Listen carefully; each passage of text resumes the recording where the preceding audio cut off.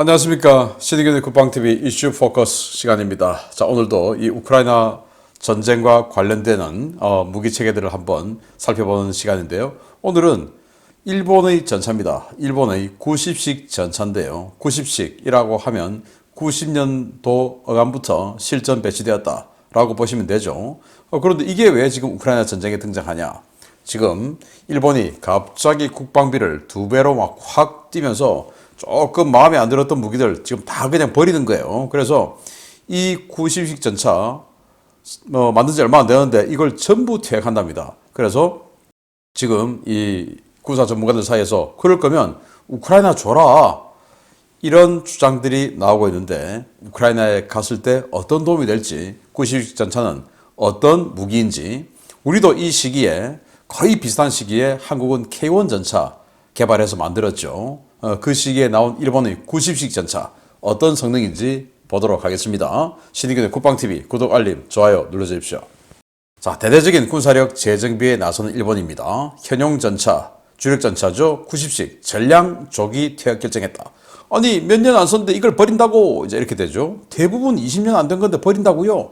아니, 무슨 짓이야 이게? 이제 이렇게 되는데, 이 90식 전차는 1988년부터 2009년까지 생산되었어요. 그래서 우리 한국의 K1 전차가 1987년부터 생산됐는데 비슷한 시기에 생산되었고, 우리 한국의 K1A1 전차, 이제 K1에서 포를 105mm에서 120mm로 업건하고 뭐 여러 가지 더 장치를 더 갖다 붙인 게, 개량한 게 K1A1 아닙니까? 그 K1A1의 생산 종료하고 비슷한 시기인 2009년까지 생산했어요.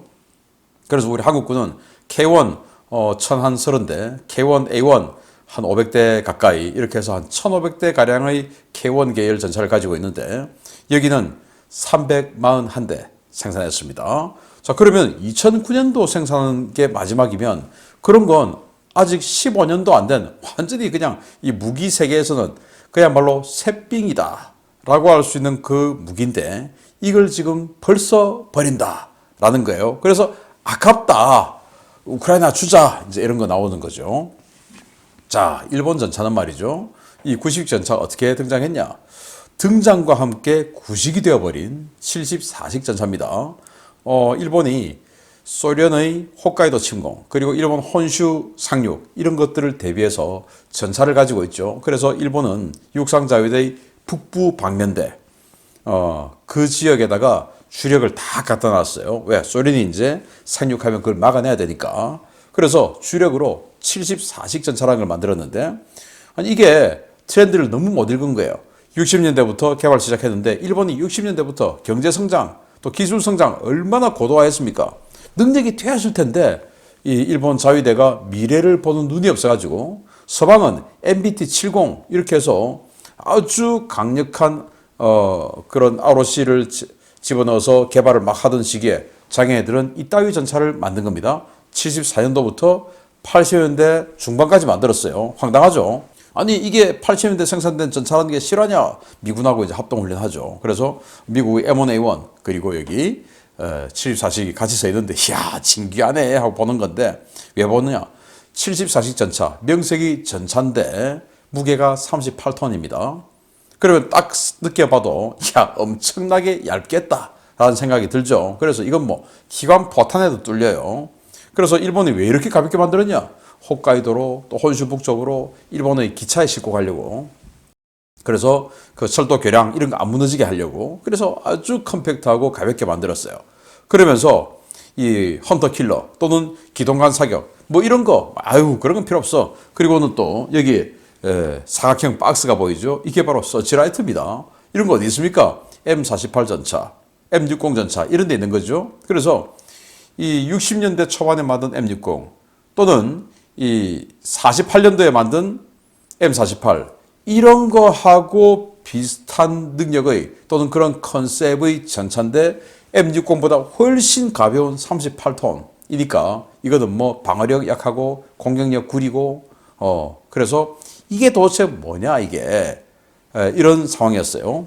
그래서 이러던 중에 소련 극동군이 T-72 전차를 배치했다 라는 정보가 들어온 겁니다. T-72. 야, 당시에는 3세대 전차, 그리고 125mm 활강포. 여기는 지금 105mm인데 저기는 125mm. 그리고 기동간 사격, 자동 장전 장치, 소문만 들어보니까 어마어마한 거예요. 야, 저게 홋카이도로 상륙하고 혼슈 북쪽으로 상륙하면 이 74식, 이 38톤짜리 이거로 지킬 수 있냐? 이거 안 되겠다. 그래서 일본 방위청이 76년도에 황급하게 신형 전차 개발하자라고 된 겁니다. 그래서 자, 일본 방위청 기술연구본부님이 미쯔비시 중공업님을 채팅방에 초대하셨습니다. 야, 이 빠가야로 10년 넘게 그 돈 퍼부어서 기껏 만든 전차가 고작 이따위 정도밖에 수준 안 된다고? 도대체 뭘 만든 거야? 이렇게 됐어요. 그래서 미쓰비시가 아니 계획도 네가 세웠고 ROC도 네가 만들었고 사업 관리 감독이랑 시험 평가도 네가 다 해놓고 왜 나한테 화풀이야? 네가 뭐 나한테 재량권 같은 거 줬냐? 이제 이렇게 되죠. 그래서 방위청이 이 칙쇼 재량이 없어도 말렸어야지. 기업이 뭐야? 글로벌 트렌드 잘 있고 보수적인 관료 집단에 조언해주는 게 기업 아니야? 안 하고 뭐 했어? 이제 이렇게 되죠. 그래서 미쓰비시가 오케이 그럼 글로벌 트렌드 알려줄 테니까 잘 받아 적어. 미국이랑 독일이 진행 중인 MBT 70 그거 엎어진 거 알지? 그거 요즘 대안으로 120mm 활강포, 복합장갑, 헌터킬러 이런 거 능력 갖춘 신형 전차 개발한다더라? 우리도 할래? 콜? 이렇게 됐어요. 그래서 방위성이 아니 그걸 너 혼자 다 하겠다고? 안 될 것 같은데? 그럼 형이 내놓으라 하는 애들 전부 다 붙여줄 테니까 걔들이랑 한번 해봐. 이렇게 해서 일본 방위청 기술연구본부님이 일본 제강소 다이킨공업 후지스 에디시 님을 채팅방에 초대해서 미쯔비시에게 붙여준 겁니다.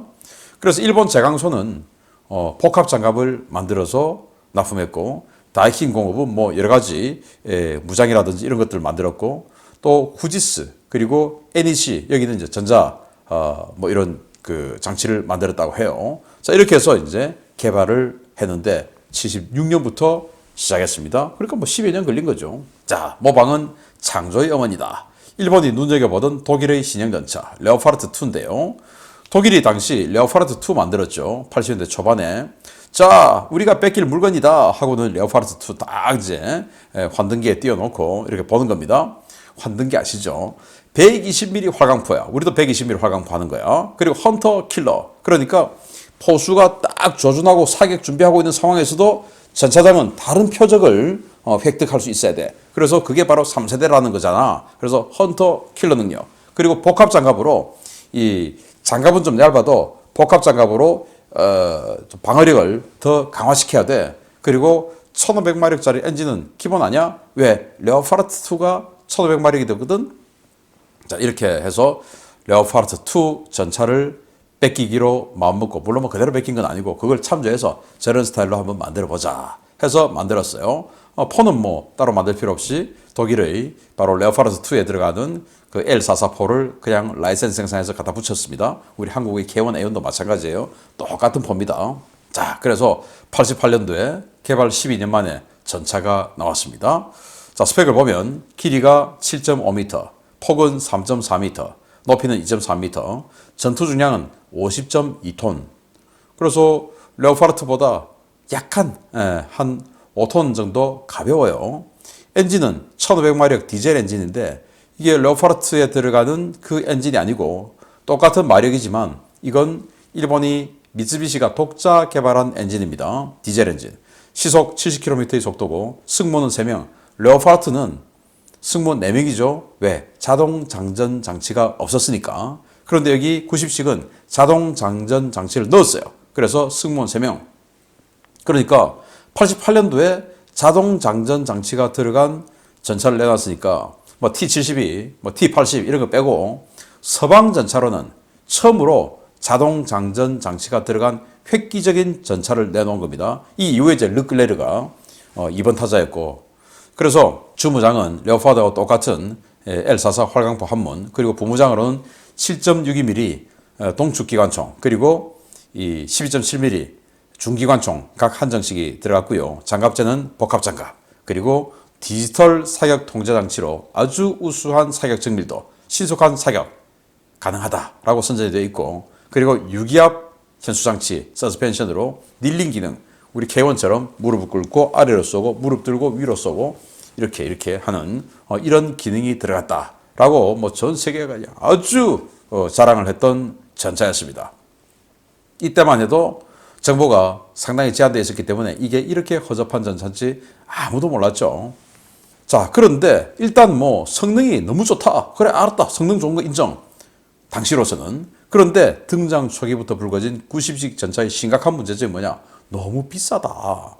야, 이거 한 대면 다른 전차가 도대체 몇 대냐고. 이때 이 전차가 얼마였냐? 한 대당 90년도 물가로 93억. 당시에 우리 K1 전차 한 대 9억 5천만 원. 그리고 독일 레오파르트 2 전차가 34억 원. 그리고 미국의 M1A1 전차가 18억 3천만 원. 그러니까 우리 K1 전차 10대 생산할 가격, 그리고 레오파르트 2 전차 3대 생산할 가격, M1A1 에이브람스 전차 이거는 6대 생산할 가격이 바로 이 전차 가격이었던 겁니다. 정말 무지막지한 가격이었죠. 이 이유는 뭐냐? 전부 국산화하다 보니까 이렇게 된 겁니다. 그래서 데뷔 5년도 채 되지 않아서 불거진 성능 시비인데요. 3세대 전차, 최약체 전차로 등극해 버렸습니다. 자, 어떻게 됐냐? 일단 기관 포탄에도 뚫리는 측면 장갑. 이 측면 장갑이 측면 장갑은 약하죠. 그렇지만은 기관 포탄에 뚫리면 안 되죠. 아무리 그래도 전차인데 그냥 전차 포탄에 측면이 뚫리고 RPG-7에 측면이 뚫리고 이런 것 정도는 이해가 가는데 기관 포탄에 뚫리면 됩니까? 그건 안 되죠. 그런데 뚫려요.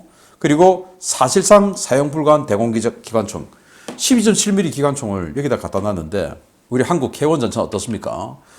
전차장 여기 이제 차의 오른쪽에 전차장이 앉고 차의 왼쪽에 탄약수가 앉죠. 근데 여기는 자동 장전 장치니까 포수가 앉겠죠. 자, 그러면 우리 한국은 전차장이 12.7mm 중기관총 잡고 이제 대공사격하죠. 그리고 그 옆에 탄약수가 또 7.62mm 기관총 잡고 이제 전면 또 측면 공격하죠. 자, 이렇게 되는데 여기는 기관총이 희한하게도 중간에 있어요. 중간에 누가 타냐? 아무도 안 타죠. 그러면 기관총 쏘면 어떻게 됩니까? 전차장은 왼손을 이렇게 밖으로 빼내가지고 이렇게 쏴야 되고 또 포수는 오른손을 이렇게 내서 이렇게 쏴야 돼요. 이게 도대체 뭐 하는 짓이냐? 라는 거죠. 그러면 러시아제 전차, 우리 한국 육군에 있는 T-80 전차 같은 경우도 바로 앞에 총이 있지 않아요. 옆에 있어요. 옆에. 그래서 대충 옆으로 잡고 이렇게 해서 쏩니다. 대충 그냥 조준해서 쏘고 이런 거 없어요. 대충 쏴요. 왜냐? 러시아 전차는 해치가 앞으로 열립니다. 왜? 적하고 정면으로 마주보고 있기 때문에 이 전차의 해치가 방패가 돼요. 그리고 뒤에는 그냥 다 뚫려 있어요. 그래서 뒤에서 저격해버리면 다 가는 겁니다. 우리 한국 전차는 또 미국 전차는 해치가 뒤로 열리죠. 그래서 뒤에서 날아오는 적에게는 안전합니다. 그리고 이제 정면에서 날아오는 적에게는 위험하죠. 근데 여기는 러시아는 앞으로 가서 중국도 마찬가지죠. 앞으로 가서 정면에서 날아오는 총탄에는 안전해요. 그래서 고개만 눈만 빠꼼히 이렇게 내고 이제 쳐다보면서 기관총을 옆으로 이렇게 쏘게끔 돼 있어요. 왜? 해치가 여기 있으니까. 그러면 러시아 전차는 그래서 그렇다 치고 근데 얘들은 뭐냐?